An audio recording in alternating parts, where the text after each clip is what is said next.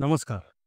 सुविधा मल्टीमीडियाच्या पुस्तक वाचन चॅनलमध्ये मी अद्वैत ऐनापुरे आपलं स्वागत करतो. पुस्तक वाचन चॅनलच्या कथा वाचन ह्या उपक्रमाअंतर्गत आज आपण जी कथा ऐकणार आहोत ती आहे प्रमोद कुलकर्णी लिखित प्राक्तन. तर सादर आहे कथा प्राक्तन. आरणके गुरुजी रस्त्यावरून जाताना त्यांना कोणतरी साथ दिली. "अहो गुरुजी, अहो गुरुजी." गुरुजी थांबले. त्यांनी मागे वळून पाहिलं. हाक मारणारा मारुती पाटील होता, राहणार बनवडी. गुरुजी म्हणाले, "मला बनवडीला जायचंय, मी पण घरीच चाललोय." आराणके गुरुजी. त्यांना काका या नावाने संबोधलं जात होतं. पंचक्रोशीत सर्वजण त्यांना ओळखत होते. त्यांचा वेश, धोतर, अंगावर उपरणं आणि पोथी पुराणं असलेली एक जाड पिशवी.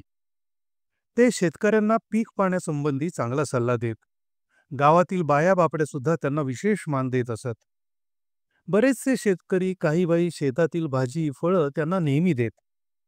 रामोजी शेतकरी म्हणाला, "काका, पहिल्यांदा यावेळी बासमती तांदळाचा प्रयत्न केलाय. आता नमुना म्हणून अर्धा शेर देतोय, बाकी तुमच्या घरी माझा लेक आणून पोचतं करील." गुरुजी हे माहुली या गावचे. गाव अतिशय पवित्र. हे गाव कृष्णा नदीवर वसलेलं. इथे कोयना नदी आणि कृष्णा नदीचा संगम होता. हे गाव सातारा जिल्ह्यात येतं. गुरुजी पौरोहित्याचं काम करत होते. लग्न, मुंज, पूजा व इतर धार्मिक विधी करत होते. त्यांना पुरुषोत्तम नावाचा एक मुलगा होता. सुनबाई उज्ज्वला पंचक्रोशीतील होती. ती मॅट्रिक पास झाली होती. मुलगा पुरुषोत्तम मॅट्रिक पास होऊन त्यानं एसटीसीचा कोर्स केला होता. तो त्याच गावात प्राथमिक शाळेत शिक्षक होता.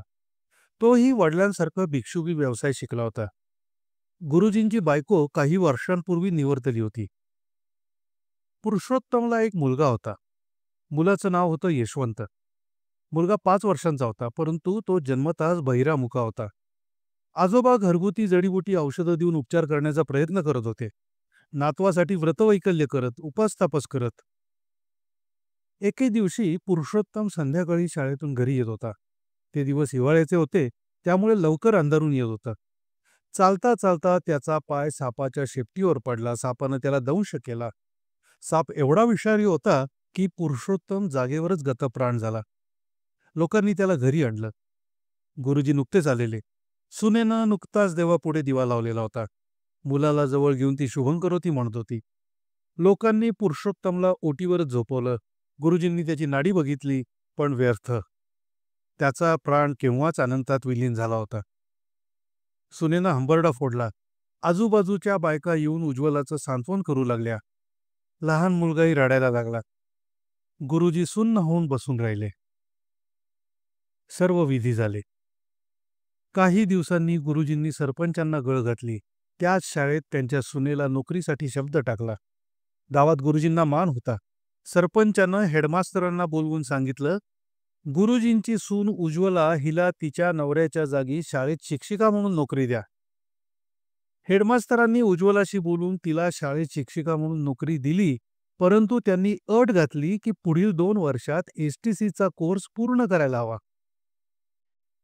सुनबाईची शाळा नियमित चालू होती. ती वर्गावर शिकवत असताना एके दिवशी 2 अनोळखी व्यक्ती येऊन खिडकीत उभ्या राहिल्या आणि ती कशी शिकवते ते जाणून घेत होत्या. थोड्या वेळानं ते दोघं हेडमास्तरांना भेटले. त्यांनी तिची सर्व माहिती विचारली. हेडमास्तरांनी विचारलं, "तुम्ही कोण?" ते म्हणाले, "आम्ही शिक्षण खात्यातून आलो आहोत. आम्ही न कळवता शाळेला भेट देतो." चहा पाणी देऊन हेडमास्तरांनी त्यांचं स्वागत केलं. त्यांनी विचारलं, "आणखी काही माहिती पाहिजे का?" ते दोघं नको म्हणले. म्हणाले, "असो, आता आम्ही निघतो." पुढील महिन्यात शिक्षण खात्यातून काकांच्या सुनेला तिची एकूण वर्तणूक आणि शिक्षण पद्धती बघून संपूर्ण महाराष्ट्रातून प्रथम पुरस्कार मिळाला. त्याचप्रमाणे तिचं नाव राष्ट्रपती शिक्षक पुरस्कारासाठी सुचवलं गेलं. हे सर्व पाहून सर्वांना आनंद झाला. सर्वजणांनी तिच्या घरी येऊन काकांना ही गोड बातमी दिली. त्याचप्रमाणे एके दिवशी सरपंच व मामलेदार यांच्या हस्ते तिचा जाहीर सत्कार झाला. तिच्या मुलाचा त्यांच्याकडे काम करणाऱ्या मावशी सांभाळ करत होत्या. त्यांना गुरुजींचा नातू यशवंत याची हातवारे करण्याची भाषा समजत होती. असेच काही दिवस गेले. गुरुजींनी त्यांची 5 एकर शेतजमीन सुनेच्या नावानं बक्षीसपत्र करून टाकली. सुदैवानं त्यांची शेतजमीन कुळ कायद्यात गेली नाही. त्यांचं कुळ दरवर्षी काही ना काही धान्य त्यांना आणून द्यायचं. एकदा बाहेरगावचं एक कुटुंब काकांच्या घरी आलं आणि म्हणालं, आम्हाला शंकराचा रुद्र करावयाचा आहे. काका म्हणाले, आणायचे उद्या सोमवार आहे, आज इथंच मुक्काम करा, मी सर्व तयारी करतो. माहुलीला शंकराचं अप्रतिम मंदिर आहे. त्याला काशी विश्वेश्वर म्हणून ओळखतात. दुसऱ्या दिवशी काका पाहुण्यांना घेऊन देवळात आले. त्यावेळी इतर 3-4 गुरुजी आलेले होते. त्यांनी सर्व तयारी करून ठेवली. काकांनी पाहुण्यांना सांगितलं, मी सोवळं आणलेलं आहे, ते नेसा. पाहुणे तयार होऊन खाली पाटावर बसले. गुरुजींनी प्रथम गणेशाची पूजा करून घेतली. त्यानंतर शंकराला अभिषेक करून बेलाची पानं वाहत रुद्र चालू केला. 2 तासांनी सर्व आटपून नैवेद्य दाखवून आरती झाली.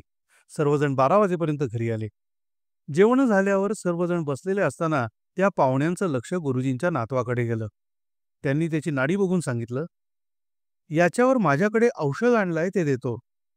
घरी गेल्यावर मी तुम्हाला आणखी काही औषधं पाठवून देईन. काही नाही, या 2 गोळ्या जिभेवर ठेवायच्या आणि चघळायच्या. दिवसातून 3 वेळा करणे. बराच फरक पडेल काही दिवसात. मी याचे पैसे घेत नाही, ही माझी सेवा आहे. जाताना चांगल्या प्रकारची दक्षिणा ठेवून ते सर्व निघून गेले. ते नियमितपणे काकांना होमिओपॅथी औषधं पाठवत होते. काकांचे उद्योग सकाळीच होते. दुपारी जेवणानंतर ते कुठेही जात नसत. गावातील प्रतिष्ठित नागरिक कधीमधी त्यांच्या घरी येऊन वेगवेगळ्या विषयांवर गप्पा मारत असत. काकांचे दिवस मजेत जात होते. गुरुजींचे एक मित्र जोशी शास्त्री इंदूरला राहत होते. त्यांचा व गुरुजींचा नेहमीच पत्रव्यवहार होत असे. एके दिवशी ते माहुलीला आले होते. गुरुजींनी सुनेची ओळख करून दिली. सुनबाई त्या सद्गृहस्थांच्या पाया पडली. त्या दिवशी रविवार होता, त्यामुळे शाळेला सुट्टी होती. दुसऱ्या दिवशी सूनबाई शाळेत गेल्यानंतर श्रीयुत जोशी शास्त्रींना गुरुजींनी सुनेबद्दल सर्व सांगितलं. जोशींनी विचारलं, सुनबाईंचं आपण परत लग्न लावून देऊया का? कारण उर्वरित आयुष्य त्या एकटेपणाने कशा काढणार? पण त्या तयार होतील का? गुरुजी म्हणले, मी बोलतो तिच्याशी. जोशी म्हणाले, माझा एक भाचा माधव पटवर्धन हा चांगला शिकलेला आहे. एक चांगली नोकरी आहे, त्याचं स्वतःचं घर आहे. त्याला एक लहान बहीण आहे, परंतु त्याचे वडील हयात नाहीत. त्याला विचारून तुला कळवतो. जोशी दुसऱ्या दिवशी इंदोरला निघून गेले. गुरुजींनी सुनेला विचारलं, एक चांगलं स्थळ आलंय, तुझी लग्नाला तयारी असेल तर सांग. ती म्हणाली, मी तयार आहे, पण माझा मुलगा माझ्याकडेच राहील. 2 दिवसांनी जोशी शास्त्रींचं गुरुजींना पत्र आलं. माझा भाचा लग्नाला तयार आहे, तेव्हा आम्ही पुढील बोलणी करण्यासाठी पुढील आठवड्यात तुझ्या घरी माहुलीला येत आहोत. आणि खरोखरच जोशी, आपली बहीण, बादशाह आणि त्याची बहीण संध्या हे सर्वजण माहुलीला आले. ते येणार म्हणून सुनेनं पुरणपोळीचा बेत केला होता. ते सर्वजण सकाळीच आले, ताजेतवाने झाले. सुनेचा स्वयंपाक चालू होता.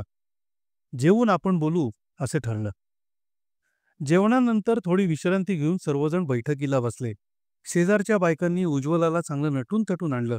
दोघांनीही एकमेकांना पाहून पसंती दर्शवली. गुरुजींनी सांगितलं, तिला एक मुलगा आहे, तो मुका आणि बहिरा आहे. त्याची कल्पना माझा मित्र म्हणजे तुमचा मामा यांनी दिली असेलच. सूनबाई उज्ज्वलाची अशी इच्छा आहे की ती मुलाला तिच्याबरोबर लग्नानंतर तिच्या नव्या घरात घेऊन जाणार आहे. माधव म्हणाला, इंदोरला माझे चांगले होमिओपॅथिक डॉक्टर ओळखीचे आहेत. आपण त्याच्यावर चांगला इलाज करूया. माधवच्या आईला व बहिणीलाही उज्ज्वला आवडली. बहीण संध्या म्हणाली, आम्ही आत्ताच वहिनीला घेऊन जातो. जोशी म्हणाले, लग्न इंदोरला साधेपणानं करूया. पुढील महिन्याचा मुहूर्त ठरवला. गुरुजी म्हणाले, आम्ही फक्त 10-12 जणच येणार आहोत. आम्ही आदल्या दिवशी येऊ, लग्न झालं की दुसऱ्या दिवशी परत माहुलीला येऊ. लग्नाला ठरल्याप्रमाणे गुरुजी व त्यांचे 10 जण जवळचे नातेवाईक इंदोरला पोहोचले. त्यांची व्यवस्था उत्तम ठेवलेली होती. लग्न उत्तम होतं. मुलीच्या अंगावर ठराविक ठसठशीत दागिने नवऱ्या मुलाकडून घालण्यात आले. गुरुजींनी सुद्धा तिचं स्त्रीधन तिला लग्नातच दिलं. सर्वजण माहुलीला परत आले. गुरुजींना घर खायला उठलं. गुरुजींनी आपल्या नेहमीच्या कामाला सुरुवात केली. काही दिवसातच गुरुजींची तब्येत खालावली. जेवणा खाण्याची आबाळ झाली होती. आता वय पण झालं होतं.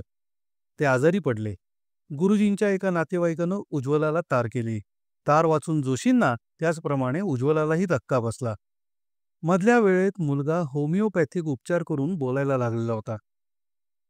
उज्ज्वलाचा नवरा जोशी, उज्ज्वला आणि मुलगा यशवंत माहुलीला आले, परंतु ते आदल्या दिवशीच अनंतात विलीन झाले होते. सर्वजण पोहोचले. नातवानं आजोबांना हाक मारली, परंतु त्याचा आवाज ऐकण्याआधीच गुरुजींचं देहावसान झालं होतं. सर्वांना वाईट वाटलं.